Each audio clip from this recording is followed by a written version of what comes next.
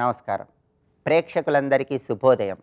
ఈనాటి శుభయోగం శీర్షికన శనివారం సందర్భంగా గోచార శని దోషాలను తొలగింపజేసుకోవటానికి శని సప్తనామావళిని ఏ విధంగా పఠించాలో పరిశీలిద్దాం.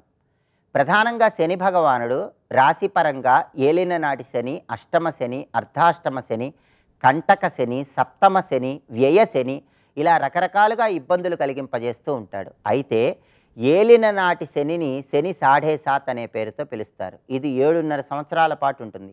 ఏలినాటి శని నడుస్తున్న సమయంలో ఏ పని ప్రారంభించినా ఆ పని కొద్దిగా ఆలస్యం అవుతూ ఉంటుంది.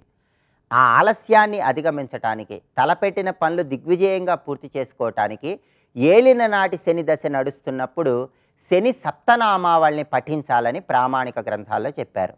ఎందుకంటే శని భగవానుడు స్తోత్ర ప్రియుడు, శివుడు అభిషేక ప్రియుడు, విష్ణువు అలంకార ప్రియుడు, సూర్యుడు నమస్కార ప్రియుడు, గణపతి తర్పణ ప్రియుడు, శని స్తోత్ర ప్రియుడు అని పురాణాల్లో చెప్పారు. ప్రధానంగా ఏలినాటి శని నడిచేటటువంటి రాసుల వాళ్ళు శని సప్తనామావళిని ప్రతిరోజు పఠించడం ద్వారా ఏలినాటి శని దశ నడుస్తున్నప్పుడు అన్ని పనులు దిగ్విజయంగా పూర్తి చేసుకోవచ్చు. ఆ శని సప్తనామావళిని మనం పరిశీలిస్తే నమో శనైశ్చరా పాహిమాం, నమో మందగమన పాహిమాం, నమో సూర్యపుత్ర పాహిమాం, నమో ఛాయాసుత పాహిమాం, నమో జ్యేష్ఠ పత్ని సమేత పాహిమాం, నమో యమ ప్రత్యధిదేవ పాహిమాం, నమో గృధ్రవాహాయ పాహిమాం. దీన్ని శని సప్తనామావళి స్తుతి అనే పేరుతో పిలుస్తారు.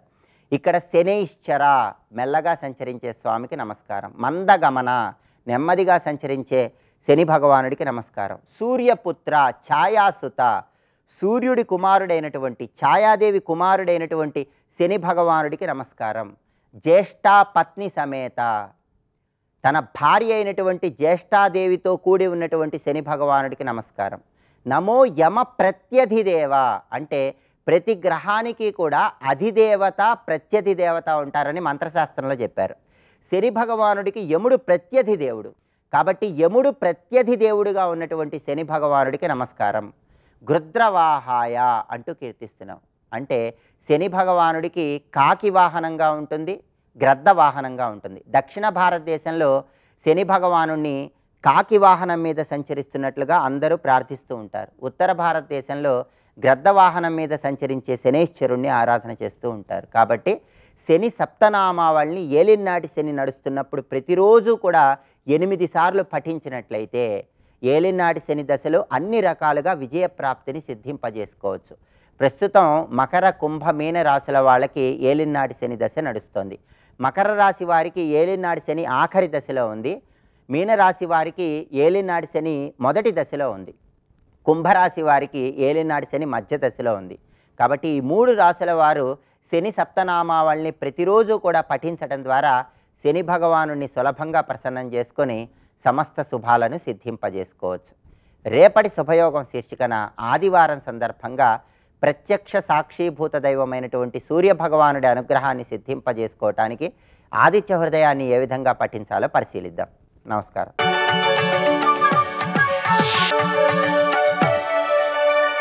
నందకిశోర నవనీత చోర నాద విహార శ్రీధర, నందకిశోర నవనీత చోర నాద విహార శ్రీధర. ఆ శ్లోకాల మాటలు విన్నానయ్యా. కృష్ణ పరమాత్మ అర్జునుడి యొక్క సంభాషణ అది నాకు ఒళ్ళు గగురు పొడుస్తోంది, ఒళ్ళు పులకించిపోతుంది. దాని గురించి ఒకటే మాట చెప్తా, వండర్, అద్భుతం. వ్యాసప్రసాదాత్ శృత్వాని, అంత గురుభక్తుడండి.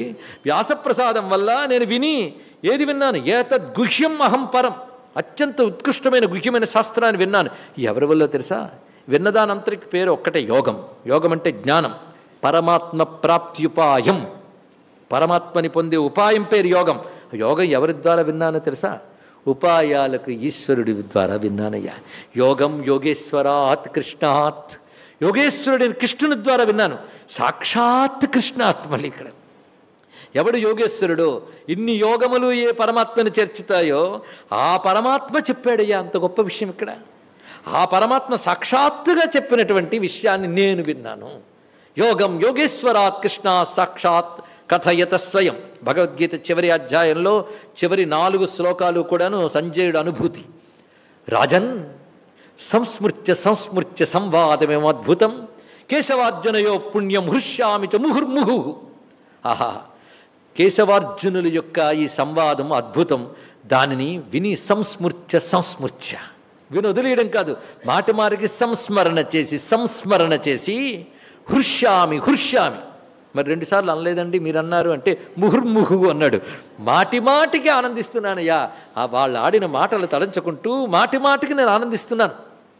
తచ్చ సంస్మృత్య. అంతేకాదు, ఈ శ్లోకంలో చెప్తున్నాడు ఆ మాటలకి ఎంత ఆనందిస్తున్నానో మరొక దానికి అంత ఆనందిస్తున్నాను. వినడానికి దివ్య చక్షువిచ్చాడు, దివ్య శ్రోత్రం ఇచ్చాడు ఆయన. దివ్య శ్రోత్రంతో వినది మాట, దివ్య చక్షువుతో కృష్ణస్వామిని చూసేనయ్యా నేను. దాన్ని ఇప్పుడు స్మరించుకుంటున్నాను. మాటను ఎంత స్మరించుకున్నామో మాటనిస్తున్న వాడిని అంత స్మరించుకుంటున్నాను. తచ్చ సంస్మృత్య రూపమత్యద్భుతం హరే. హరి యొక్క అత్యద్భుతమైన రూపాన్ని స్మరించి విస్మయో మే మహాన్ రాజన్ హృష్యామి చ పునఃపునః. ఆశ్చర్యచకుతున్నై మరింత పులకించిపోతున్నానయ్యా అన్నాడు. ఏమిటా రూపం? విరాట్ రూపం. అరే, యుద్ధభూమిలో చుట్టుపట్ల ఉన్న వాళ్ళు ఎవరూ చూడలేకపోయారు. అర్జునుడు ఒక్కడే చూశాడు, దివ్య దృష్టి ఇచ్చాడు గనక. మళ్ళీ అదంతా చూసినవాడు సంజయుడు. ఆ విశ్వరూపాన్ని చూశానే అంటే విన్నానిదంతా ఆనందిస్తున్నాను తలంచుకుని, చూశాను దాన్ని తలంచుకుంటూ ఆనందిస్తున్నాను. ఆ స్వరూపాన్ని తలంచుకుని ఆనందిస్తున్నాను. ఏమిటా స్వరూపం? అద్భుతం రూపం, విశ్వరూపం. విశ్వరూపం అద్భుతమా? కృష్ణుడే అద్భుతం నాయన. అంత విశ్వరూపం చూసి ఏమీ ఎరగనట్టాల చర్నాకోల పట్టుకు నిలబడ్డాడే, అదే అద్భుతం అక్కడ. కనుక అంత విశ్వరూపము అద్భుతమే. అంత చూపించి ఇంత మాట్లాడి ఏమీ ఎరగనట్టు ఆ చేతిలో చర్నాకోల ఒకటి, ఇంకోవైపు ఆ కర్ర ఒకటి, ఆ పట్టుకుని చిన్ముద్ర పట్టుకున్నాడే. కర్రకలిత నిదర్శితాత్మముద్ర పరికలితోన్నత బర్హిబర్హ చూడ. కర్రకలిత నిదర్శితాత్మముద్ర, చిన్ముద్ర పట్టు కూర్చున్నాడు. ఏమనుకుంటున్నావు? నేనే నువ్వు, ఈ మూడు వదిలే త్రిగుణాలు నేనే అని అలా పట్టి హృదయం దగ్గర పెట్టేట. ఇంకో చేత్తో తోలాలు కనుక పట్టుకున్నాడు. అంటే ఈ జ్ఞానం కావాలంటే నీ బండి నెట్టు తోలాలో అటు తోలుతాను జాగ్రత్త అని చెప్తున్నాడు ఇక్కడ. అలా ఉన్నాడు. కరకలిత నిదర్శితాత్మముద్ర పరికలిత ఉన్నత బర్హిబర్హ చూడ. యుద్ధానికి వెళ్తున్నప్పుడు కూడా మేకప్ ఏమిటో, పైగా అద్భుతమైన కిరీటం, దానిపై పింఛాలు గుత్తులు. యుద్ధంలో ఎవడైనా ఏదో శిరస్త్రాణాలు పెట్టుకుంటాడు కానీ అందమైన కిరీటం, దాని మీద నెమలి పింఛం. లీలామానుష విగ్రహుడు. ఆయనకి ఏం కావాలండి? కరకలిత నిదర్శితాత్మముద్ర పరికలితోన్నత బర్హిబర్హ చూడ ఇతర కర గృహీత వేత్రతోత్ర. ఇంకో చెత్త చర్నాకోల పట్టుకున్న కృష్ణుడు మమ హృది సన్నిధి మాతనూతు కృష్ణ. అలాంటి కృష్ణుడు నా హృదయంలో ఎల్లవేళలా సన్నిధి చేయాలి. ఆఖరికి ఎల్లవేళాలంటే ప్రాణప్రయాణ సమయే మహి సన్నిధత్తాం. ఆ ప్రాణప్రయాణ సమయంలో కూడా ఆ మూర్తే ఎదురుగా ఉంటే చాలు, ముక్తే లభిస్తుంది. అందుకే ఆయన చెప్పిన మాటలన్నీ స్మరించి ఆనందిస్తూ ఉన్నాను. ఆ రూపాన్ని సంస్మృత్య విస్మయ హృష్యామి. ఆ రూపాన్ని కూడా తలంచుకుని విస్మితుణ్ణి పరవశించిపోతున్నానయ్యా. విస్మయో మే మహాన్ రాజన్ హృష్యామి చ పునఃపునః. ఈ కలిగిన అనుభూతితో ఒక్క ప్రతిపాదన చేస్తున్నాను, ముగిస్తున్నాను. ఏమిటంటే యత్ర యోగేశ్వర కృష్ణో యత్ర పార్థో ధనుర్ధర తత్ర శ్రీహి విజయో భూతి ధ్రువానీతిర్మతిర్మమ. ఈ మాట జాగ్రత్తగా వింటే ఉద్యోగ పర్వంలో చెప్తాడు, నిండు సభలో చెప్తాడు. ఈ మాట చెప్తూనే ఉన్నాడు. ఈయనే చెప్పలేదు, భీష్ముడు కూడా చెప్తాడు. పాండవులదే విజయాన్నైనా బుద్ధి తెచ్చుకో అని అందరూ చెప్పారు ధృతరాష్ట్రుడికి. ఎందుకు పాండవులది విజయం? కృష్ణుడున్నాడు గనక. ఇది గుర్తుపెట్టుకో. వాడెక్కడుంటే అక్కడే విజయం. కనుక ప్రయత్నశీలుడైనటువంటి సాధకుడు ఎక్కడున్నాడు? ప్రయత్నానికి సాఫల్యం ఇచ్చే ఈశ్వరుడు ఎక్కడున్నాడు? కనుక విజయం వారిదే తెలుసుకో. ఇంకెవరిది? ఎత్ర యోగేశ్వర. వాడెవడు? ఇన్ని యోగములు చెప్పేమే, యోగమా అయోగమా, అన్ని యోగములు ఏ ఈశ్వరుని చేర్చుతాయో, ఉపాయములన్నీ దేన్ని పొందుకు చెప్పబడ్డాయో అతడే. పైగా ఈ ఉపాయాలన్నీ ఎవడు ఏర్పరిచాడో వాడు. అంటే ఉపాయాల ద్వారా పొందేది ఆయన్నే. ఇన్ని ఉపాయాలు మన కోసం ఇచ్చినవాడు ఆయన. అందుకే ఎత్ర యోగేశ్వర, యోగములకు ఈశ్వరుడు. ఎత్ర యోగేశ్వర, వాడెవడు? కృష్ణ. ఎదురుగా ఉన్నవాడు గాంధీవం వదిలేసిన అర్జునుడు కాదు. ఎత్ర పార్థో ధనుర్ధర, తిరిగి గాంధీవం తీసుకున్న అర్జునుడు.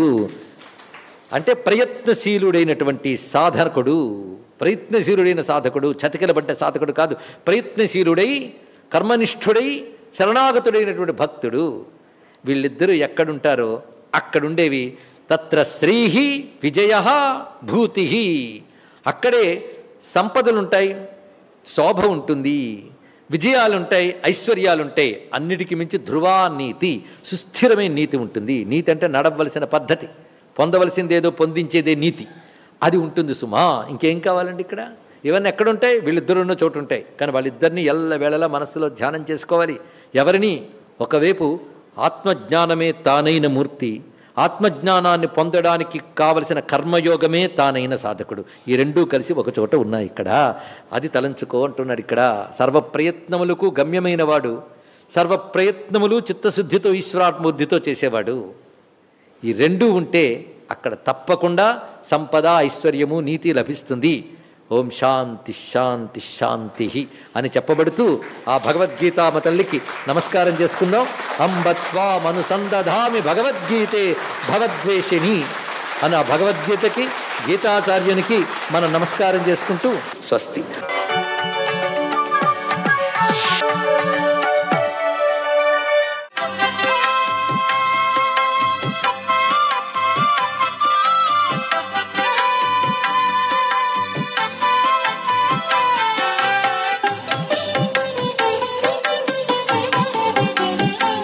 ఓం నమో నారాయణాయ. ఓం నమః శివాయ. శ్రీమాత్రే నమః. ఈరోజు జ్యేష్ఠ బహుళ అష్టమి. ఈనాడు చిందుకాష్టమి అని కూడా అంటారు. అంటే లయకారుడైనటువంటి పరమశివునికి సంబంధించిన వ్రతం చేస్తారు. ఈరోజు మొదలు ప్రతి నెలా కూడాను బహుళపక్షంలో వచ్చే అష్టమి రోజున శివపరమాత్మను షోడశోపచారాలతో, అష్టోత్తర శతనామావళతో పూజించాలి. షోడశోపచారాలు, అష్టోత్తర శతనామావళి పూజ చేయాలి. ఇది సంవత్సరం పాటు చేసి చివరిలో ఉద్యాపన అనేటువంటిది కూడా నిర్వహిస్తారన్నమాట. ఆ ఉద్యాపన చేస్తే ఆ వ్రతం పరిసమాప్తి అవుతుంది. ఈ వ్రతాన్ని ఆచరిస్తే శివభగవాని యొక్క దివ్యవంతమైన అనుగ్రహం తప్పనిసరిగా కలిగి కష్టాలన్నీ కూడాను తొలగిపోతాయి అంటోంది శాస్త్రం. వ్రతాలు, నోములు అనేటువంటివి భారతీయ సనాతన సంస్కృతిలో చాలా గొప్ప స్థానాన్ని ఆక్రమించాయి. అందుకే స్త్రీలు వ్రతాలు ఆచరించాలి అన్నారు. స్త్రీలందరూ నోములు ఆచరించడం వలన సర్వశుభాలు కలుగుతాయంటుంది భారతీయ సనాతన సంస్కృతి సంప్రదాయం. అందుకే చిన్నతనం నుంచి కూడాను మన భారతీయ సంస్కృతి సంప్రదాయాల్లో దాగిన పరమార్థ లక్షణాల్ని ఆ యొక్క బాలికలకు నేర్పాలి. వాళ్ళు వాటిని ఆచరించాలి. వ్రతాలు, నోములకి పెట్టింది పేరు భారతదేశం. ఇక్కడ శివపరమాత్మ వ్రతం అభీష్ట సిద్ధికి నిదర్శనం. ఈ వ్రతాన్ని చక్కగా ఆచరించి ఈ రోజున ప్రారంభించి పూర్తిగా సంవత్సరం పాటు గనక చేసి ఉద్యాపన గనక చేసినట్లయితే సర్వశుభాలు చేకూరుతాయని కూడా శాస్త్రంలో చెప్పారు. కాబట్టి దాన్ని మనం ఆచరించి తరిద్దామా? శివుడు అనుగ్రహప్రదాత. ఒక్కసారి మనస్ఫూర్తిగా శివనామం చేస్తేనే చాలండి, జన్మ ధన్యమై తీరుతుంది. శివ శివ అంటేనే చాలు ఈ జీవితం సుసంపన్నమై వెలుగొందుతుంది. చెంబెడు నీళ్లు మారేడు చెట్టు మొదట్లో అయినా సరే పోసినా శివభగవానికి అభిషేకం చేసిన సత్ఫలితం లభ్యపడుతుంది. ఇంట్లో శివలింగం ఉంచవచ్చు. ఆ శివలింగాన్ని నిత్యం కూడాను చెంబెడు నీళ్లు పోసి అభిషేకం చేయవచ్చు. పంచాక్షరి మహామంత్రాన్ని జపిస్తూ కూడా అభిషేకం చేయవచ్చు. ఎవరైతే ఇలా నిర్వహిస్తారో వారికి కంటికి రెప్పలా పరమేశ్వరుడుకు అనుగ్రహాన్ని ఇస్తాడు సుమా అంటోంది శాస్త్రం. సర్వే జనా సుఖినో భవంతు.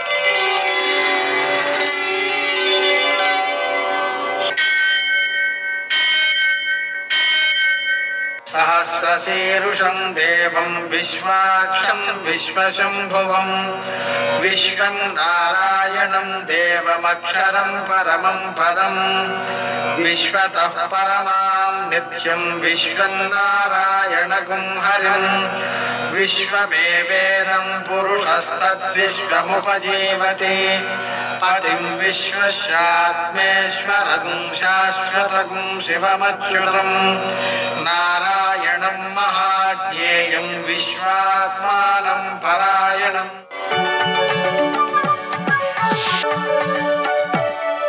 सूर्यशौर्यमथेन्दुरिन्द्रपदवी సన్మంగళం మంగళం. ఈటీవీ ప్రేక్షకులకి నమస్కారం.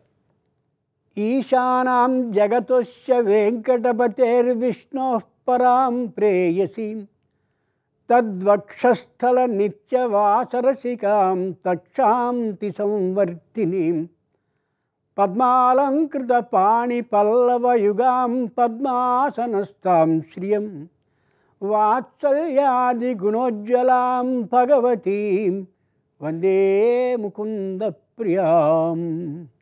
నేటి కాలమాన విశేషాలని గమనిద్దాం.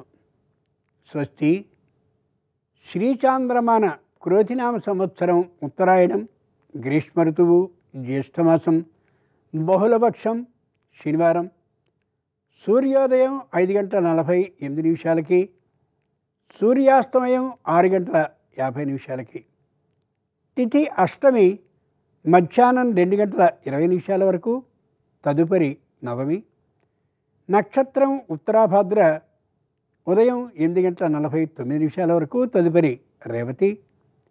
వర్జన్ రాత్రి 8:11 నుండి 9:42 వరకు.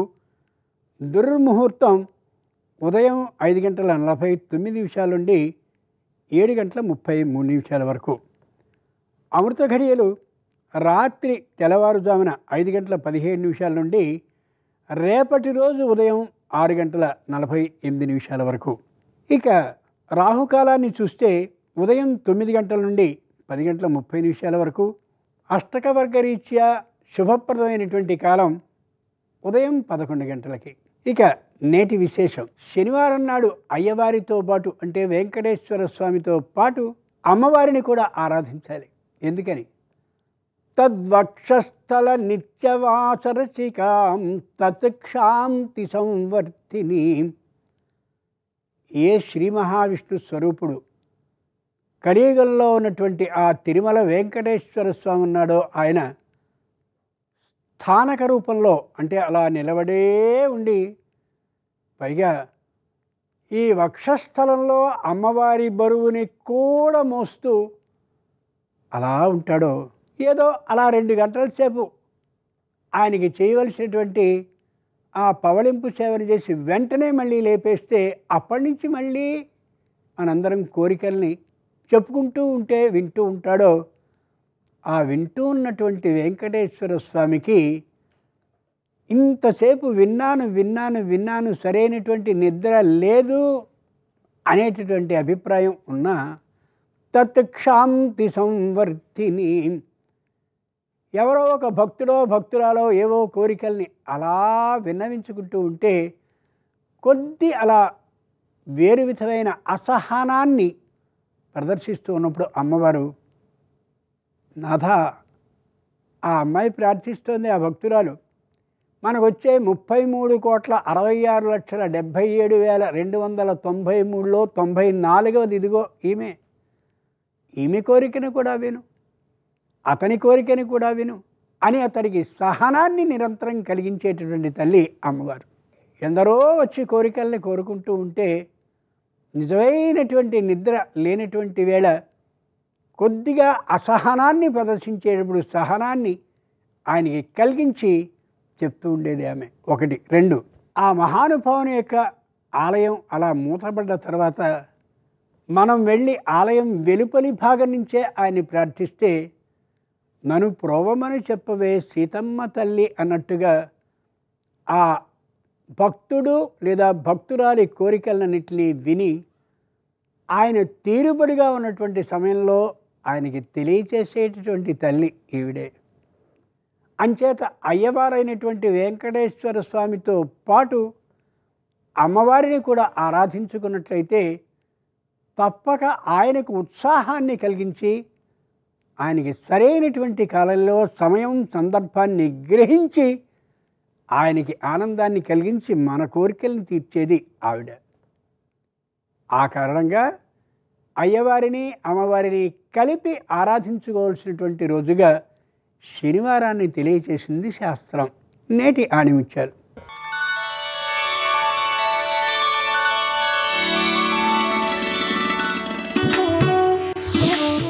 విల్లు వంగితే కానీ బాణం ముందుకు దూసుకుపోదు, అలాగే మానవుడు ఒళ్ళు వంచితే కానీ జీవితం ముందుకు సాగదు.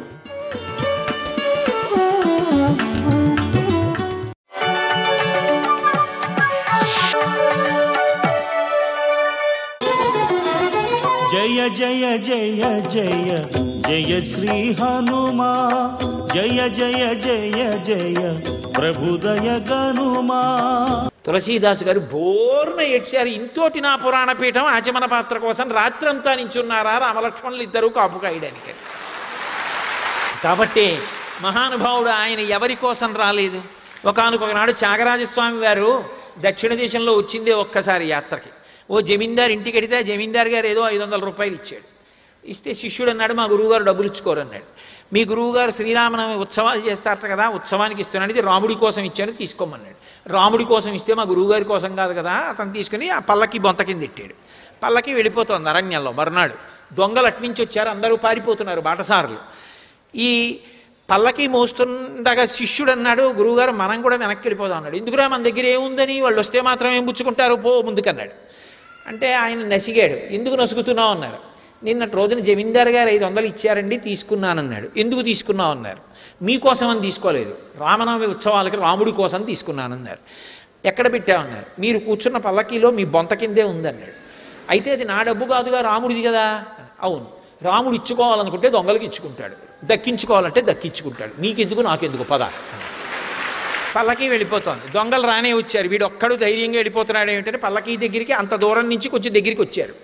వెంటనే ఆజానబాహుం అరవింద దళాయతాక్షం, ఆయన పెద్ద పెద్ద కళ్ళతోటి రామలక్ష్మణులు ఇద్దరూ కోదండాలు పట్టుకుని కనపడ్డారు.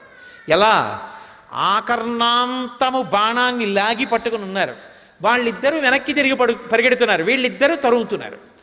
అలా చాలా దూరం వెళ్ళిపోతున్నారు. కానీ వాళ్ళు మధ్య మధ్యలో వెనక్కి చూడడం ఎందుకంటే బాణం వదిలేస్తే వదిలేశారు కానీ ఇంత అందంగా ఉన్నారు ఏంట్రా అని చూశారు. చూసి పారిపోయారు. మర్నాడు పొద్దున్న త్యాగరాజస్వామి అలాగో ఆలస్యం అయిపోయింది, ఈ చెట్టు కింద పడుకున్నాను రా, చెట్టు కింద పడుకుని అనుష్ఠానం చేసుకుంటున్నారు. ఆ దొంగలిద్దరూ మళ్ళీ వచ్చారు.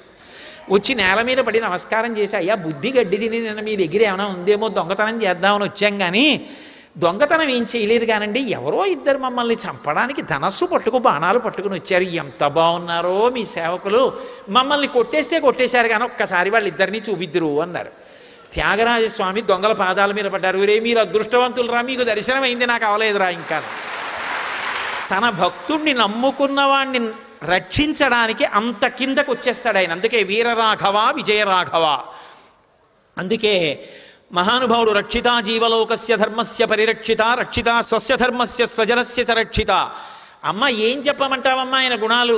కబీర్ దాస్ గారు అంతటి వాడు ఓ మాట అన్నాడు, ధరతీ సబ కాగజకరవు లేకిని సబ బనరాయి సాత సమంతికి మసికరవు హరిగుణ లిఖా నజాయ్ అన్నాడు.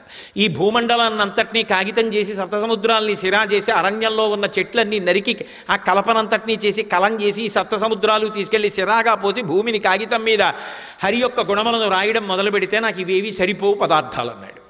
అన్ని గుణములు ఉన్నవాడి గురించి నేనేం చెప్పను, కాబట్టి నాకు చెప్పడం సాధ్యమయ్యే విషయం కాదు, కానీ ఏదో అందించడానికి ప్రయత్నం అంతే. అన్ని గుణములు కలిగినవాడు. ఇక బాహ్య సౌందర్యం అంటావా? త్రిస్థిర త్రిప్రలంభశ్చ త్రిసమ త్రిశుచోన్నత త్రితామ్ర త్రిశుచ స్నిగ్ధ గంభీరస్ త్రిశుచోన్నత. ఇక్కడ నుంచి ఇక్కడ వరకు ఏన్నీ విడిచిపెట్టకుండా వర్ణించి చెప్పేశారు రామలక్ష్మణుల్ని.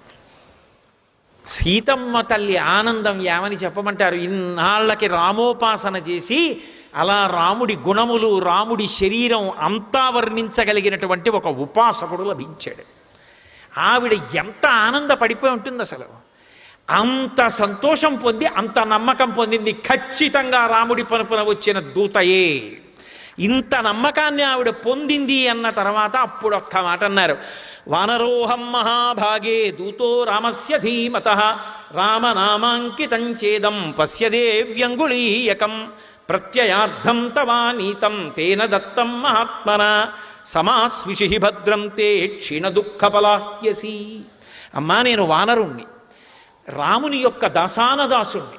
పేరు కూడా చెప్పరు. వానరోహం మహాభాగే దూతో రామస్య ధీమతః, బుద్ధిమంతుడైన రామచంద్రమూర్తి యొక్క దూతనమ్మా. నేను రాముడి పనుపున రాముని యొక్క ఉంగరాన్ని తీసుకొచ్చాను. ఇదిగో అమ్మా, నీ యొక్క ప్రత్యయార్థం, నీ నమ్మకం కోసమని చెప్పి ఈ ఉంగరాన్ని ఇస్తున్నాను. తేనదత్తం మహాత్మన, తల్లి ఉంగరాన్ని పొంది సమాస్విషి భద్రం తే క్షీణ దుఃఖపలాహ్యసి, నీ యొక్క దుఃఖమంతా ఈ క్షణంతో నశించిపోయింది. సర్వం శ్రీ ఉమామహేశ్వర పరబ్రహ్మార్పణమస్తు. స్వస్తి.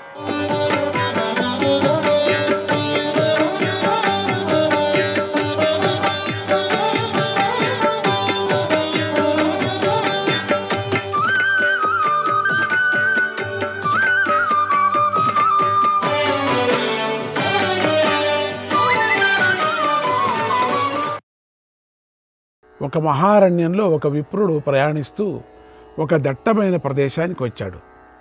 అక్కడ ఎన్నో క్రూర జంతువులు ఉన్నాయి. సింహాలు పెద్దగా అరుస్తున్నాయి. పులులు, ఎలుగుబంట్లతో ఆ ప్రదేశం అతి ఘోరంగా ఉంది. ఎలుగుబంట్లు అంటే మీరు చూసి ఉండొచ్చు. అవి పెద్ద పెద్ద ఆకారాలతో భీకరంగా కూడా ఉన్నాయి, భయపెడుతూ ఉంటాయి. అవి మాంసభక్షణ జీవులు. అవి అడవుల్లో అన్ని వైపులా చుట్టూ ఉంటాయి. ఆ ప్రదేశాన్ని చూస్తే దేవుడు కూడా భయపడతాడు. అంటే దేవుడు భయపడతాడా? భయపడు. అంత భయము అని అర్థం. అక్కడ ఉదాహరణకు చెప్తూ ఉంటారు, ఏమయ్యా నువ్వు కూడా భయపడతావు అంటే అంత భయంకరంగా ఉంది. అంత భయంకరంగా ఆ ప్రదేశం ఉంది అని అర్థం. దీన్ని చూసి ఆ విప్రుడి హృదయం ఎంతో కలత చెందింది. అతడి మనస్సు వికారాలకు లోనైంది. దాంతో అతడికి ఏం చేయాలో తెలియలేదు. అతడు అడవిలో వెనక్కు వెళుతున్నాడు, ముందుకు వెళుతున్నాడు. ఎక్కడ పోవటం తెలీదు. అటు ఇటు పరిగెత్తున్నాడు. ఎక్కడ వెళ్ళటం తెలీదు. శరణు కోసం అన్ని దిక్కులను చూస్తున్నాడు, ఎవరన్నా నన్ను రక్షిస్తారా అని. అక్కడ క్రూర జంతువులు ఉన్నాయి. వాటి మధ్య సందు చూసుకొని ఇప్పుడు భయంతో పరిగెత్తుతున్నాడు. కానీ ఎక్కువ దూరం పరిగెత్తలేకపోతున్నాడు. అతడికి ఆయాసం వచ్చింది. వెనుక నుంచి జంతువులు వెంటబడుతున్నాయి. అతన్ని విడిచిపెట్టడం లేదు. అప్పుడు ఆ విప్రుడు తాను పరిగెత్తుతున్నటువంటి దారిలో ఒక పెద్ద వలను చూశాడు. ఆ వల వనాన్ని అన్ని వైపుల నుండి ఆవరించింది. ఆ వలను పరమఘోరంగా ఉన్నటువంటి ఒక కాంత తన చేతిలో విసిరి పట్టుకొని ఉంది. ఆ అడవిలో ఆకాశాన్ని అంటుతున్నాయా అన్నట్లుగా పెద్ద పెద్ద చెట్లు కూడా ఉన్నాయి. అలాగే కొండలు కూడా ఉన్నాయి. అవి 5 తలల పాముల్లాగా బాగా వ్యాపించున్నాయి పెద్ద పెద్ద చెట్లు. ఆ అడవి మధ్యలో ఒక బావి ఉంది. ఆ బావిని గడ్డితో ఉన్నటువంటి గడ్డి తీగలు బాగా కప్పేశాయి. అందువల్ల ఆ బావే కనిపించలేదు. విప్రుడు భయంతో పరిగెత్తుకుంటూ వచ్చి గూఢంగా ఉన్న బావిలో పడిపోయాడు. అదృష్టం కొద్దీ గట్టి లతలు బావి పైన అల్లుకొని ఉండటం వల్ల అతడు క్రింద పడలేదు. మధ్యలో చిక్కుకొని వేలాడుతున్నాడు. పెద్ద పనసపండు తన తొడిమతో చెట్టును పట్టుకొని వేలాడినట్లుగా ఆ విప్రుడు కూడా కాళ్ళు పైకి తల క్రిందకు పెట్టి వేలాడుతున్నాడు. అలాంటి కష్టమైన పరిస్థితిలో ఉన్న విప్రుడికి అక్కడ కూడా మరింత గొప్ప కష్టం కలిగింది. అదేంటంటే ఆ బావి మధ్యలో ఒక బలిష్టమైన పాము ఉంది. అది ఆ విప్రుడనే చూస్తుంది. విప్రుడు ఆ పెద్ద పామును చూశాడు. తర్వాత విప్రుడు తలపైకెత్తి బావి పైభాగాన్ని చూశాడు. అక్కడ గట్టు దగ్గర ఒక పెద్ద ఏనుగు కనిపించింది. అన్నీ అపాయాలే. ఆ ఏనుగు మామూలు ఏనుగు కాదు. దానికి 6 ముఖాలు ఉన్నాయి, 12 కాళ్ళు ఉన్నాయి. అది తెలుపు నలుపు రంగులతో ఉంది. అది మెల్లగా లతలతో చుట్టబడినటువంటి బావి మీదకు వస్తూ ఉంది. అది ఇదంతా బాగానే ఉంది. కష్టంలోనే కష్టం ఉన్నట్లుగా ఉంది. అక్కడ మరో కష్టం ఉంది కూడా. అదేంటంటే ఆ విప్రుడు చిక్కుకొని వేలాడుతున్నటువంటి ఆ చెట్టు కొమ్మలపై వివిధ ఘోర రూపాలతో ఉన్నటువంటి తేనెటీగలు ఉన్నాయి. అవి అంతకుముందే తేనె పట్టు పెట్టుకున్నాయి. అందుచేత అవి ఆ తేనె చుట్టూ మూగి ఉన్నాయి. తేనె సకల ప్రాణులకు రుచిగా ఉంటుంది కదా. అలాంటి తీయని తేనెను మాటిమాటికి త్రాగాలని భావిస్తున్నాయి. ఏ మనుష్యుడైనా అటువంటి తేనె వైపుకు వెంటనే ఆకర్షించబడతాడు కదా. అటువంటి తీయని తేనె ఎక్కడ? ఆ సమయంలో తేనె పట్టు నుండి ధారలుగా ఆ విప్రుడిపై కారుతూ ఉంది. వేలాడుతున్నటువంటి విప్రుడు అంత కష్టమైన పరిస్థితిలో వేలాడుతూ ఉండి కూడా మొహమాట పడలేదు, ఆశపడ్డాడు. ఆ తేనె ధారను నిరంతరంగా తాగుతున్నాడు. ముక్కు మీద పడి లోపలికి వస్తూ ఉన్నది. ఎంత బాగుందో అనుకున్నాడు. నచాస్య తృష్ణా విరత, నచాస్య తృష్ణా విరత, పిబమానస్య సంకటే, పిబమానస్య సంకటే, అభీప్సతి తదా నిత్యం, అభీప్సతి తదా నిత్యం, అతృప్తః స పునః పునః, అతృప్తః స పునః పునః. ప్రాణ సంకట స్థితిలో ఉండి కూడా ఆ తేనెను త్రాగుతున్నటువంటి ఆ విప్రుడికి ఆశ తీరలేదు, తృప్తి కలగలేదు. మళ్ళీ మళ్ళీ ఆపకుండా తేనెను త్రాగాలి అనుకుంటూనే ఉన్నాడు. ఇంకేం చచ్చిపోతాడు. నచాస్య జీవితే రాజన్, నచాస్య జీవితే రాజన్, నిర్వేదక సమజాయత, నిర్వేదక సమజాయత, తత్రైవ చ మనుష్యస్య, తత్రైవ చ మనుష్యస్య జీవితాశ ప్రతిష్ఠిత, జీవితాశ ప్రతిష్ఠిత.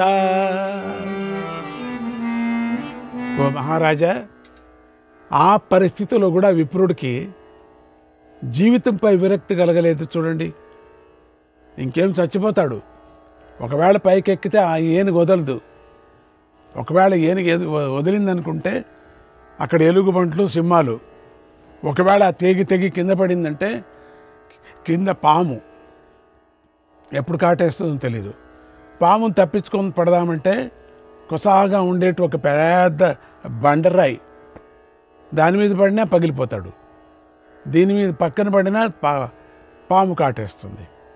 పైకెక్కితే ఏనుగుంది. ఇంత సందర్భంలో ఈ తీగె ఉంది కదా, ఈ తీగె తెగిపోవటానికి సిద్ధంగా ఉంది. ఎందుకంటే వీడి బరువు. ఈ సమయంలో ముక్కు మీద పడే తేనెను తాగుతూ ఆహాహా ఎంత బాగుంది ఈ తేనె, ఆహాహా అనుకుంటాడట. అలా నిరంతరంగా తేనె త్రాగటం మీదనే ఆ విప్రుడి జీవితాశ నిలిచి ఉంది. ఎంత విచిత్రమో చూడు. ఎలాంటి క్లిష్టమైన పరిస్థితిలో ఉన్నాడో గమనించు. ఒక పక్క అతడికి మరో కష్టం వచ్చి పడింది. ఇది మధ్యలో ఆ కష్టాన్ని చెబుతున్నాను విను. నల్లని తెల్లని ఎలుకలు విప్రుడు వేలాడుతున్నటువంటి చెట్టును కొరికేస్తున్నాయట. అసలు కొరక్కపోయినా వాడే పడతాడు, అయినప్పటికీ ఇంకా కొరుకుతున్నాయి. ఇదెంత దారుణమైన పరిస్థితుల్లో గమనించండి. ఒక్కసారి ఆ విప్రుడికి ఎన్ని భయాలు కలిగాయో గ్రహించు. దట్టమైన ఆ వనంలో పాములున్నాయి. పరమ భీకరమైన కాంత వల పట్టుకొని ఉంది. ఆ బావిలో క్రింద పాము ఉంది, పైన ఏనుగుంది. వ్రేలాడుతున్న చెట్టునేమో ఎలుకలు కొరుకుతున్నాయి. తేనె త్రాగాలని తేనె మీద ఆశపడుతున్నాడు, నాక్కుతున్నాడు. అయినా తేనెటీగలు త్రాగనివ్వటం లేదు. విప్రుడి ప్రయత్నానికి అడ్డం పడుతున్నాయి. అది 6వ మహాభయం వచ్చి పడ్డాయి వాడి మీద. ఏవం సవసతే తత్ర, ఏవం సవసతే తత్ర క్షిప్త సంసార సాగరే, క్షిప్త సంసార సాగరే. నచైవ జీవితాశాయాం, నచైవ జీవితాశాయాం నిర్వేదముపగచ్చతి, నిర్వేదముపగచ్చతి. ఈ కథ నీకెందుకు చెప్పానంటే, అలాగే సంసార సాగరంలో పడిపోయినటువంటి మనిషి కూడా అనేక భయాల మధ్యలో నివసిస్తూ ఉంటాడు. జీవితాశ అలాగే ఉంటుంది. అతడెప్పుడూ ఆశ యందు మాత్రం నిర్వేదాన్ని పొందడు. ఈ కథను మహాభారతంలో ప్రసిద్ధి అయినటువంటి కథ. ఇక్కడే వచ్చేది అది. ఈ కథ అందరూ ఉదాహరణగా తీసుకుంటుంటారు. ఈ కథను తీసుకోని వాళ్ళే లేరు ప్రపంచంలో. ఈ సత్యాన్ని గ్రహించు, ఆశను విడిచిపెట్టు, దుఃఖాన్ని విడిచిపెట్టు అన్నాడు విదురుడు. శ్రీకృష్ణాయ పరమాత్మనే నమః. 6వ అధ్యాయం. ధృతరాష్ట్రుడు విదురుని ఇలా అడిగాడు, ఓ విదురా, ఆ విప్రుడికి ఎంతటి బాధ కలిగింది? అతడు కష్టపడి ఎలా నిలదొక్కున్నాడు? ఆ స్థితిలో ఉన్న అతడికి తేనె మీద ఎలా ఇష్టం కలిగింది, ప్రీతి కలిగింది? అంటే ఈ బుద్ధి సంగతి చూడండి. బుద్ధి ఎట్లా ఉంది అనడానికి, ఎట్లా బుద్ధి పుడుతుంది ఈ అపాయంలో? బుద్ధి సంగతి కరెక్ట్గా చెప్తున్నారు విదురుడు. ధృతరాష్ట్ర గారు చెప్పేది మనకు. ఆ విప్రుడు ఏ ప్రదేశంలో అలా ధర్మ సంకట స్థితిని పొందాడు? ఆ ప్రదేశం ఎక్కడుంది? ఆ మహాభయం నుండి ఆ విప్రుడు ఎలా విముక్తి పొందాడు? నాకు ఇదంతా వివరంగా చెప్పి, ఇది నడిచిన కథ. ఇది తప్పించే ప్రయత్నం చేద్దాం, ఆయనను ఉద్ధరించాలని నాకెంతో దయగలుగుతుంది అన్నాడు. అప్పుడు విదురుడు ఇలా చెప్పాడు, ఉపమానమిదం రాజన్, ఉపమానమిదం రాజన్, మోక్ష విద్భి హృదావృతం, సుకృతం విందతే ఏన, సుకృతం విందతే ఏన, పరలోకేషు మానవః, పరలోకేషు మానవః. ఓ మహారాజా, ఇది మోక్షవేత్తులు చెప్పిన ఉదాహరణ. కథను సత్యంగా గ్రహించావు, బాగానే ఉంది. అందులో తెలుసుకోవలసింది తెలుసుకొని ఆచరించవలసింది ఆచరిస్తే ఇంకా బాగుంటుంది. కథను పట్టుకున్నట్లే దీన్ని కూడా పట్టుకో. దీన్ని గ్రహించటం వల్ల మానవుడు పరలోకంలో సుఖాన్ని పొందుతాడు. ఇక అంతరార్థాన్ని చెబుతాను, బాగా గ్రహించు. ఆ అడవి అనేది మహాసంసారం. దుర్గమ వనం అనేది సంసారం యొక్క నిగూఢ స్వరూపమని తెలుసుకో. పాములని చెప్పాను కదా, అవి రోగాలని తెలుసుకో. కథలో పెద్ద శరీరంతో అక్కడ నిలబడి ఉన్నటువంటి స్త్రీ గురించి చెప్పాను కదా, ఆ స్త్రీయే వార్ధక్యం అని గ్రహించు. ముసలతనం. ఆ వార్ధక్యం రూపాన్ని రంగును నాశనం చేస్తుంది. అక్కడ చెప్పబడినటువంటి బావి జీవి యొక్క శరీరం అని గ్రహించు. బావిలో క్రింద ఉన్నటువంటి మహాసర్పం కాలమని తెలుసుకో. అది సకల ప్రాణులను అంతం చేస్తుంది. దేహదారులు సర్వస్వాన్ని అపహరిస్తుంది. అది బావి మధ్యలో పెరిగిన తీగను దేహదారులకు సంబంధించిన జీవితాశ అని తెలుసుకో. దానిలో చిక్కుకునే ఆ విప్రుడు వ్రేలాడుతూ ఉన్నాడు. ఇక ఆ ఏనుగు ఉంది కదా, ఆ ఏనుగును సంవత్సరం అని గ్రహించు. అంటే ఆ ఏనుగుకు 6 ముఖాలు ఉన్నాయి. అంటే ఆ 6 ముఖాలు 6 ఋతువులని తెలుసుకో. అలాగే ఏనుగుకు 12 పాదాలు ఉన్నాయి. అంటే 12 నెలలని తెలుసుకో. ఇక ఎప్పుడూ బావిలో ఉన్న చెట్టును కొరుకుతూ ఉన్నటువంటి ఎలుకలతో, ఒకటి నల్ల ఎలుక, మరొకటి తెల్ల ఎలుక. అవి రాత్రి పగలు అని తెలుసుకో. కొరుకుతూ ఉన్నాయి. ఒకరోజు కొరికాయి, ఒక పగలు కొరికాయి ఒక ఎలుక. రాత్రి వచ్చింది, రాత్రి కొరికాయి ఎలుకలు, 2 ఎలుకలు పోతూనే ఉన్నాయి. ఇలా పోతూనే ఉన్నాయి. రాత్రి పగలు కొరుక్కొని పోతున్నాయి. ఇలా పండితులు జీవుడి జీవనాన్ని పోలిచి చెప్పారు. అక్కడున్న తేనెటీగలు కోరికలుగా చెప్పబడ్డాయి. విరివిగా ధారగా కారుతున్న తేనె ధారలే కామరసాలు, కోర్కెలు అని గ్రహించు. ఏవం సంసార చక్రస్య, ఏవం సంసార చక్రస్య పరివృత్తిం విదుర్బుధాః, పరివృత్తిం విదుర్బుధాః. ఏన సంసార చక్రస్య, ఏన సంసార చక్రస్య పాశాం స్థిందంతి వై బుధాః, పాశాం ఛందంతి వైబుధాక. మానవులు వాటిలోనే మునిగిపోయి ఉన్నారు. ఇలా పండితులు సంసార చక్ర గమనాన్ని గ్రహిస్తారు. అట్లా గ్రహిస్తేనే చిన్నగా వెళితే బాగా వెళ్ళచ్చు, పెద్దగా వెళితే పడిపోతాం. అంతే, అక్కడికి సరిపోతుంది, అక్కడికే సంసారం నాశనం అయిపోతుంది. అందుకే వివేకవంతులు వైరాగ్యంతో నిదానంగా సంసార బంధాలను ఛేదిస్తారు, ఛేదించటానికి ప్రయత్నిస్తారు. ఒకటి కాదు, రెండు కాదు కదా, ఇక్కడ వందల కొద్ది ఉన్నాయి. కాబట్టి నిదానంగా వెళితే చాలా బాగుంటుంది అని చెప్పుకొచ్చారు. నువ్వు కూడా వారిలాగా వివేకవంతుడుగా నాయనా అన్నాడు విదురుడు. శ్రీకృష్ణాయ పరమాత్మనే నమః. 7వ అధ్యాయం. ధృతరాష్ట్రుడు ఇలా అన్నాడు, ఓ విదురా, నువ్వు తత్వదర్శివి, మంచి ఆశ్చర్యకరమైన కథను చెప్పావు. నీ మాటలు విని నేను ఎంతో ఆనందించాను అన్నాడు. అప్పుడు విదురుడు ఇలా చెప్పాడు, ఓ మహారాజా, ఈ మార్గం గురించి ఇంకా వివరంగా చెబుతాను విను. యచ్రుత్వాం విప్రముచ్యంతే సంసారేభ్యో విచక్షణాక. యచ్రుత్వా విప్రముచ్యంతే సంసారేభ్యో విచక్షణాక. దీనిని వింటే వివేకవంతులు సంసార బంధాల నుండి విముక్తి పొందుతారు, కొంచెం బుద్ధిమంతులు. ఓ రాజా, సుదీర్ఘ మార్గంలో ప్రయాణం చేసిన పురుషుడు శ్రమతో అలసిపోతాడు. అందుచేత అక్కడక్కడ విడిది చేస్తాడు. చక్కగా ఈ సంసార చక్రంలో అజ్ఞానులు గర్భవాసంలో విడది చేస్తారు, పండితులు మాత్రం దాని నుండి విముక్తి పొందుతారు. అందువల్లనే శాస్త్రవేత్తలైన జనులు గర్భవాసాన్ని మార్గమని అంటారు. బుద్ధివంతులు ఈ గహన సంసారాన్ని వనం అంటారు. స్థావర జంగమాత్మకలైనటువంటి ప్రాణులకు ఇదే సంసార చక్రం అంటారు. దీనిపై పండితులు ఆసక్తిని చూపించరు. మనుష్యులకు ప్రత్యక్షంగాను పరోక్షంగాను కలిగేటువంటి శారీరక మానసిక వ్యాధులనే సర్పాలు అని కూడా పెద్దలు చెప్తూ ఉంటారు. అల్పబుద్ధులు మాత్రం తమ కర్మలనే ఆ మహాసర్పాల చేత బాధింపబడుతూ నివారించబడుతూ అటువంటి ఆ సందర్భం ఉన్నా కూడా వాళ్ళు విరక్తిని పొందరు.